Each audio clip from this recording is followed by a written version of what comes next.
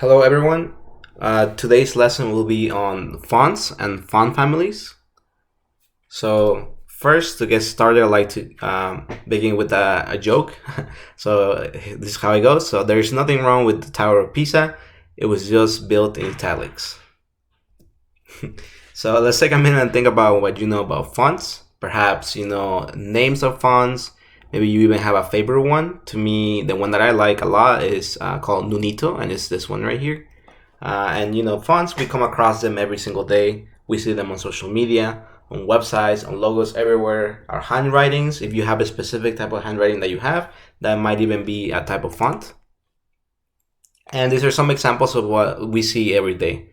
So some of the logos that you see, they have specific letters, characters that you see that are written in, and so that will be called a specific type of font. So for the Adidas, it's called Avant-Garde Gothic Demi. The one that Facebook uses is called Clavica Bold. The New York Times uses English Town. Walt Disney Pictures made their own font and they called it Walt Disney Script. And Spotify has LL Circular. So something that we have to think about is the difference between a typeface and a font. It's important for us to know the difference since when it comes down to it, they are a little bit different even though they're in the same categories. So a typeface, as you can see, would be an example, the one called Roboto, and a font would be kind of like a derivation of it. So we have things like Roboto Thin, Light, Regular, Medium, Bold, and Black. And even though they belong to the same family, each one has a small variation. This is another example. The typeface is called Helvetica, and the fonts we have things like Regular, Oblique, Light, Light Oblique, Bold, and Bold Oblique. And so to be specific, the definition would be that a typeface is the entire family of the fonts, and a font would be a member of the typeface. Sometimes people are a little bit more general when it comes to just naming them. So they might say, oh, you know, Helvetica is a font that I like using. But just so that we're clear, a font would be something that is a little bit more specific. Other than just calling the family, you can talk about a specific member of that family. Other definitions that we have, we talked about typeface. Again, it's the family, the entire family of the fonts, and a font, which is a member of that family. We have two more, which is the generic family. A generic family is a group of font families with a similar look, which are ones that are called serif or monospace that we'll see just in a little bit. And the next one is called font family. So font family is a specific font family. So one now that we talk about like Times New Roman that we saw before, or maybe Arial. So this table right here helps us illustrate what that looks like. So for generic families, we have three that we're looking at right now, the main ones at least. So the first one is serif, sans serif, and monospace. So for serif, they break down into font families. We have Times New Roman and Georgia. And as you can see, what exactly means is that a serif font have small lines at the end on some characters. So you can see that clearly on the T. Some small little lines dangling on the T, on the N as the base, those little lines, on the W right here. On the Georgia, you can see that line right here. That's what the serif is. And so sans serif, what that means is that sans is essentially without, means without. So these fonts do not have the lines at the end of the characters. And you can see that clearly here. So we have two examples of font families. One of them is called Arial and the other one is Verdana. So these ones are pretty much cut clear compared to the serif fonts, the serif family, they don't have the lines. You can see clearly that they're much different. And then the last generic family that we have is called monospace. So some font families that they have is this one called Courier New, and this one that is called Lucida Consul. What monospace means is that all monospace characters have the same width. As you can see, some of them fall into different categories. You can clearly see that the Courier New has those small little lines. So just apart from being monospace, this Courier New font family would also fall into generic family of serif. As you can see, they're pretty similar. Exactly monospace, just so that it's clear. As you can see, compared to the one that's Arial or Georgia, the I is very squished in between the two letters. But if you look at the monospace, there's much more space in between them. So monospace is simply that they have the same width. They're like evenly spaced out, so that each letter, it's clear. They have their own space. And so why does this matter? And the thing about fonts is that it's an element of font of web design. It helps you enhance the website design, and most web browsers use them. Pretty much any type of communication that we have through handwriting, other than just writing them ourselves, they have a specific type of font. So as you can see, there's another thing that we have that are called website fonts. So those website fonts are the ones that already come pre-loaded in your laptop. You probably know a few of them, like Times New Roman.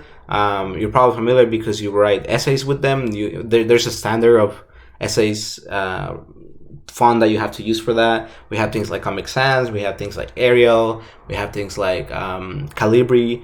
So those are called website fonts, and are the ones that are pretty much, you can just start using them from the get-go on your computer.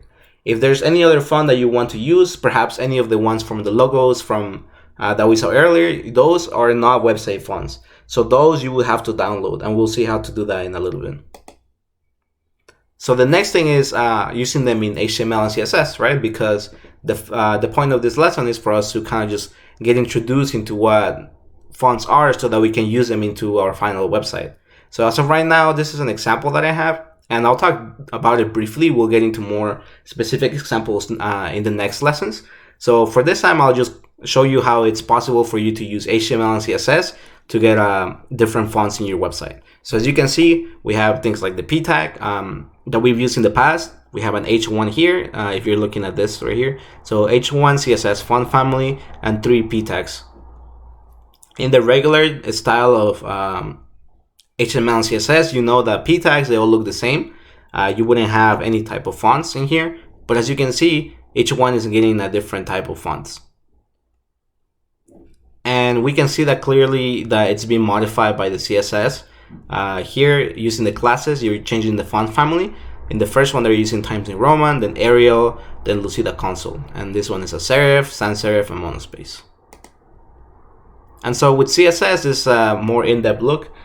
We can actually modify a good amount of things of the fonts inside of our website. So for example, we can change the font family, you can change the size, the weight, and the style. So for the style, we have, this is pretty much what it looks like. We have normal type of style of fonts. We have italics and obliques. Italics, as you know, it's a little bit more slanted, a little bit cursive. And you can use keywords for that, and we'll learn how to do that in the next lesson. The next type of property that you can change in a font would be the weight. And so the weight pretty much has to do with the thickness of the letters. As you can see, we have 4 sentences here, and each one, the weight of them is changed. So we go from something like a regular type of letters to a little bit thicker, and thicker. And for that, we use different keywords that are called normal, lighter, bold, or even if you have a number that's specific and it doesn't fall in a specific category like normal or lighter or bold, you can go and use specific numbers for that too. Now, for the activity prompt for this lesson, all you will have to do is pretty much you are choosing a font that you like that you will be using on your splash page. And as you know, your splash page is the first page that you see when you enter your website. So make sure that you choose something that you like, something that is easy to read. And so for doing that, you'll visit fonts.google.com. Remember to check the activity prompt. It has more information. You can play around with the categories and choose the one that you like. Remember that you have to download and install the font on your laptop. There's steps for that on the activity prompt. You are going to have to open Photoshop and make a simple document. Just type in a few things with the new font so that we know that you downloaded it. And just save a snippet of that in the JPEG. So now, very fast, I'm going to show you what fonts.google.com looks like. So this is a website that Google owns. They pretty much have a whole album of every font that exists. I'm pretty sure all of them are here. As you can see, there's a lot of them. There's almost 1,000 families in display, and this is just one page. And here you can change different things of the fonts. So for example, like I mentioned before, these are some of the font families that I mentioned, the generic families. So we have serif, sans serif, monospace, but perhaps we want to look at some other ones. This one's, for example, is called handwriting. As you can see, this is much different than the ones we saw before. It pretty much looks like someone was writing on it. So, this, kind of looks like a doctor's handwriting or something like that, something kind of fancy. And the way that it works is that each letter has their own specific character. So as long as you write that keyword, you can pretty much make your own font as well if you wish. But we're not going to cover that in this one. Once you choose a font that you like, let's say I like this one, you're going to download the family. And you're going to open the downloads, double click on the link that you downloaded, and then click install. And it'll install your font. So make sure to follow the instructions on the activity prompt. If you have any questions, let us know. And that's everything for today's lesson.